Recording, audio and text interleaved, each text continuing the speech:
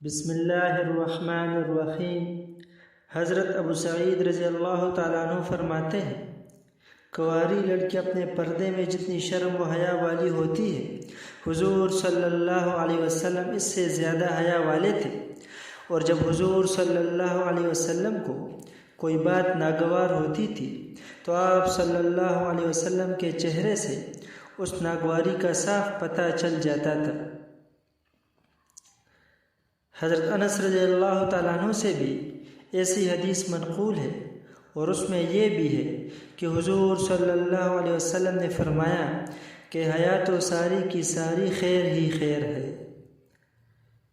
حضرت انس بن مالک رضی اللہ تعالیٰ عنہ فرماتے ہیں کہ نبی کریم صلی اللہ علیہ وسلم نے ایک آدمی پر زرد رنگ دیکھا جو آپ صلی اللہ علیہ وسلم کو برا محسوس ہوا۔ جب وہ آدمی اٹھ کر چلا گیا تو آپ صلی اللہ علیہ وسلم نے فرمایا، اگر تم لوگ اسے یہ کہہ دو کہ وہ زرد رنگ دھو ڈالے تو بہت اچھا ہو۔ آپ علیہ السلام کی اکثر عادت شریفہ یہ تھی کہ جب کسی کی کوئی چیز ناگوار ہوتی تھی تو آپ صلی اللہ علیہ وسلم اس آدمی کے منہ پر براہ راست نہ کہا کرتے تھے۔ حضرت عائشہ رضی اللہ تعالیٰ عنہ فرماتی ہے، جب حضور صلی اللہ علیہ وسلم کو کسی آدمی کے کسی عیب کی خبر پہنچتی تو اس آدمی کا نام لے کر یوں نہ فرماتے تھے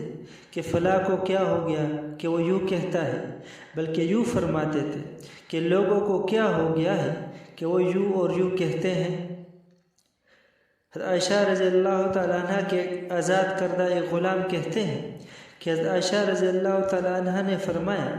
کہ میں نے حیا کی وجہ سے حضور صلی اللہ علیہ وسلم کی شرم کی جگہ کبھی نہیں دیکھی۔